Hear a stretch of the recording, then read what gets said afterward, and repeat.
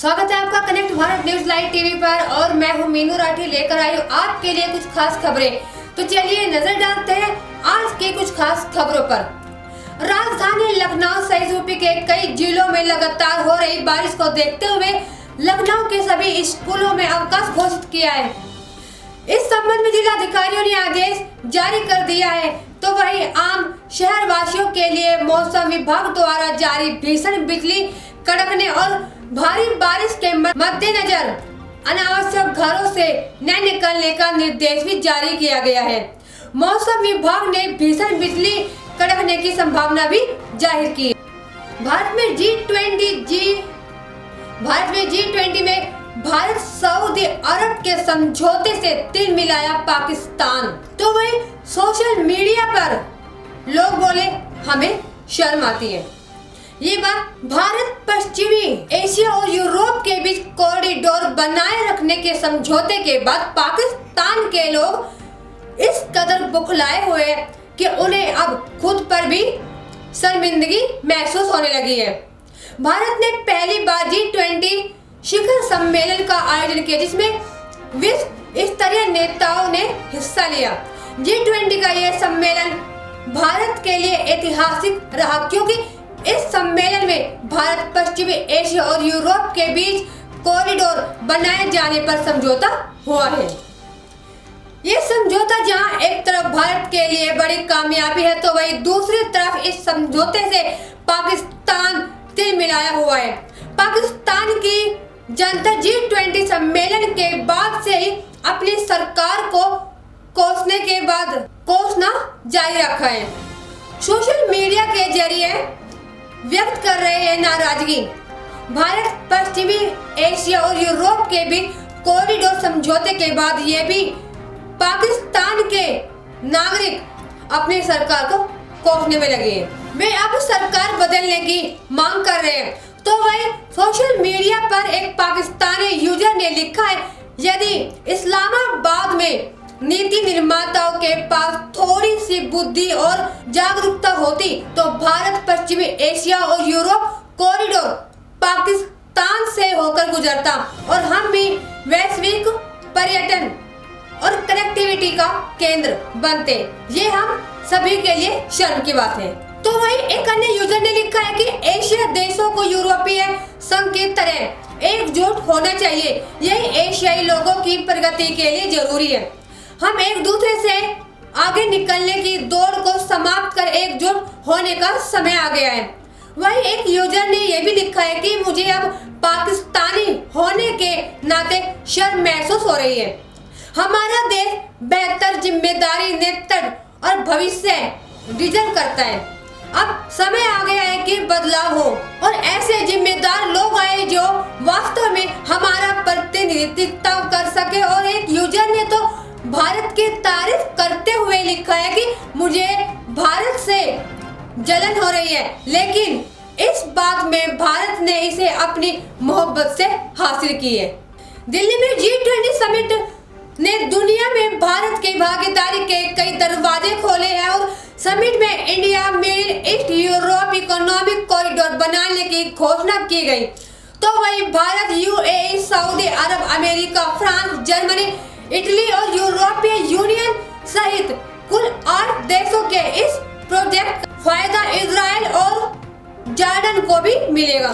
मुंबई से शुरू होने वाला ये नया कॉरिडोर चीन के belt and road initiative BRI का विकल्प होगा। ये कॉरिडोर 6000 किलोमीटर लंबा होगा। इसमें 3500 किलोमीटर समुद्र मार्ग शामिल है। कॉरिडोर के बनने के बाद भारत से यूरोप तक सामान पहुंचाने में करीब 40% समय की बचत होगी। अभी भारत से किसी भी कामों को शिपिंग से जर्मनी पहुंचने में 36 दिन लगते हैं। इस रूट से 14 दिन की बचत होगी और यूरोप तक सीधी पहुंच से भारत के लिए आयात निर्यात आसान और सस्ता भी होगा। अब आपको बताते हैं कि किन 7 वजहों से भारत इस प्रोजेक्ट से जुड़ा है। सबसे पहले भारत और अमेरिका इंडो पैसिफिक क्षेत्र में काम कर रहे थे, लेकिन पहली बार दोनों मिडिल ईस्ट में साझेदारी बने।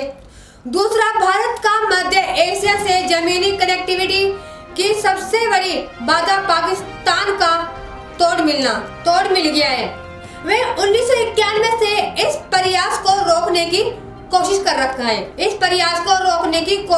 रहा था। तीसरा, भारत के ईरान के साथ संबंध सुधरे हैं, लेकिन अमेरिका के प्रतिबंधों के कारण ईरान से यूरेशिया तक के रूस ईरान कॉरिडोर की योजना प्रभावित होती जा रही थी। चौथा है, अरब देशों के साथ की भागीदारी बढ़ी है। यूएई और सऊदी अरब भी भारत के साथ स्थायी कनेक्टिविटी बनाने के लिए प्रयास कर रही है। पांचवा, अमेरिका को उम्मीद है कि इस मेगा कनेक्टिविटी प्रोजेक्ट से अब प्रायद्वीप में राजनीतिक स्थिरता आएगी और संबंध सामान्य हो सकेंगे। तो वही छठा ये है कि यूरोपीय यूनियन ने 2021-27 के दौरान बुनियादी ढांचे के खर्च के लिए 300 मिलियन यूरो निर्धारित किए थे। भारत भी इसका भागीदारी बना।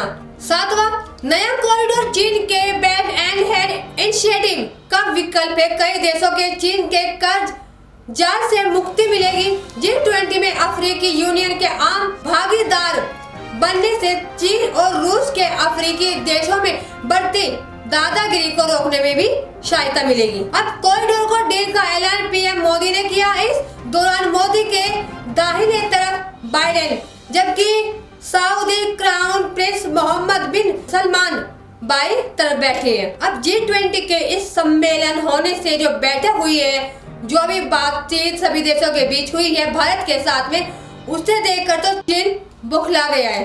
तो भाई चीन ने कुछ ऐसी बात कही है, बातें ज्यादा और काम कम किया है। चलो आपको बताती हूँ कि चीन क्या कह रहा है। चीन के सरकारी अखबार ग्लोबल टाइम्स से लिखा है कि दिल्ली में G20 समिट में एक बार फिर अमेरिका ने अपनी पुरानी योजना को आगे बढ़ाया है। ये पहली बार नहीं है जब अमेरिका ने इस योजना के विस्तार का खासा पेश किया है। चीन का दुनिया में आइसोलेट करने के मकसद के साथ अमेरिका के इस प्रोजेक्ट को अभी अच्छा रिस्पांस नहीं मिला है। गल्फ और अरब देशों में रेल लाइन का वादा किया गया है, लेकिन अमेरिका के पास वास्तविक इरादा और क्षमता नहीं है। अमेरिका ने एक बार फिर साबित किया है कि बोला ज्यादा गया, काम कम हुआ। चौथा है, G20 में इंडियन डिप्लोमेसी का असर इटली को भारत में G20 में इंडियन डिप्लोमेसी का दिखा असर। इटली ने चीन को संकेत दिया है कि वो चाइना के महत्वाकांक्षी project belt and road initiative से बाहर निकल सकता है। इटली के प्रधानमंत्री जॉर्जिया मेलोनी ने शनिवार 9 सितंबर को चीन के प्रधानमंत्री ली कीयांग को निजी तौर पर ये जानकारी दी है। दोनों नेताओं की G20 मीटिंग से इतर मुलाकात हुई थी। इटली ने चीन के साथ 2019 में समझौता किया था। भारत में G20 समिट कई मामलों में ऐतिहासिक रही। सभी देशों की सहमति में 10 सितंबर को समिट का दिल्ली घोषणा पत्र जारी हुआ। वही भारत, यूरोप और मिडिल ईस्ट यानी खाड़ी देशों के बीच एक इकोनॉमिक कॉरिडोर बनाने पर भी सहमति बनी। Bharat Europe Middle east economic corridor deal को चीन के 2 प्रोजेक्ट का जवाब माना जा रहा है। ये है belt and road initiative BRI और चाइना पाकिस्तान इकोनॉमिक कॉरिडोर या CPECI। एक लिहाज से CPEC को BRI का ही हिस्सा माना जाता है। मेलोनी ने थोड़ा वक्त मांगा है। ब्लूमबर्ग की रिपोर्ट के मुताबिक इतालवी PM मेलोनी ने चीन के BRI प्रोजेक्ट से हटने का फैसला सुनाने के लिए वक्त मांगा है। उन्हें इस बात की भी चिंता है कि इसको लेकर व्यापार पर असर भी पड़ सकता है। ब्लूमबर्ग ने 2023 की शुरुआत में बताया था कि इटली BRI प्रोजेक्ट में खुद को हटा सकती है। मेलोनी कई महीनों तक इस ऊहापोह में रही कि चीन सरकार को अपना फैसला कैसे सुनाया जाए। चीन इटली को भी धमकी दे चुका है। मेलोनी कह चुकी है कि आने वाले महीनों में वे चीन जाएगी और संवेदनशील मुद्दों पर बात करेगी।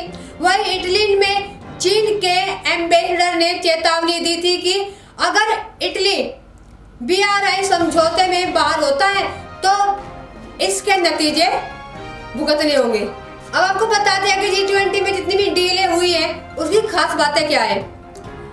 सबसे ज्यादा फायदा तीनों region Bharat, Europe, Middle East में पढ़ने वाले गरीब और मिडिल इनकम वाले देशों को होगा। अमेरिका के deputy national security adviser Jon Finer ने मीडिया से कहा है कि इसके नतीजों के लिए 10 साल इंतजार नहीं करना पड़ेगा। बहुत जल्द आप बहुत बड़ी तब्दीलियां देखेंगे। यूएसए टुडे की रिपोर्ट के मुताबिक प्रेसिडेंट बाइडेन के लिए यह समिट बहुत खास हो रही है। तो भाई चीन के मामले में नर्म माने जाते थे, लेकिन उन्होंने जबरदस्त जवाब दिया और दुनिया को BRI का विकल्प दे दिया। इसमें भारत समेत हर ताकतवर देश अमेरिका के साथ है। अब मिडिल ईस्ट रीजन भारत और यूरोप के साथ नेशनल रेल बल्कि पोर्ट के जरिए भी सीधे जुड़ेगा। इससे हर किसी को फायदा होगा। सऊदी अरब के क्राउन प्रिंस मोहम्मद बिन सलमान ऑयल इकोनॉमिक को बिजनेस बेस्ट बनाना चाहते हैं। उन्हें मालूम है कि ये उनके विजन 2030 को पूरा करेगा। अमेरिका के डिप्टी NAS फिनर ने खुद कहा है कि ये कितनी भी बड़ी कामयाबी है इसका जल्द पता चलेगा। इस डील के बारे में लोग तब ज्यादा समझ पाएंगे जब इसका काम शुरू होगा और इससे हर क्षेत्र में तनाव भी कम होगा। हालिया वक्त में चीन की कोशिशें रही है कि वो UAE और सऊदी अरब में दबदबा बढ़ाकर अमेरिका और भारत को यहाँ कमजोर करेगा। अब सऊदी अरब क्राउन प्रिंस ने एक बार फिर अमेरिका के पाले में जाने की तरफ इशारा कर दिया है। यह इसलिए भी अहम है क्योंकि भाई कोरोना के दौर के बाद चीन की इकोनॉमिक दिन ब दिन कमजोर हो रही है। पिछली बार तिमाही में उसका ग्रोथ रेट हर बार कम रहा है। इकोनॉमी के लिहाजा से देखें तो इस डील में शामिल हर देश तेजी से विकास कर रहा है।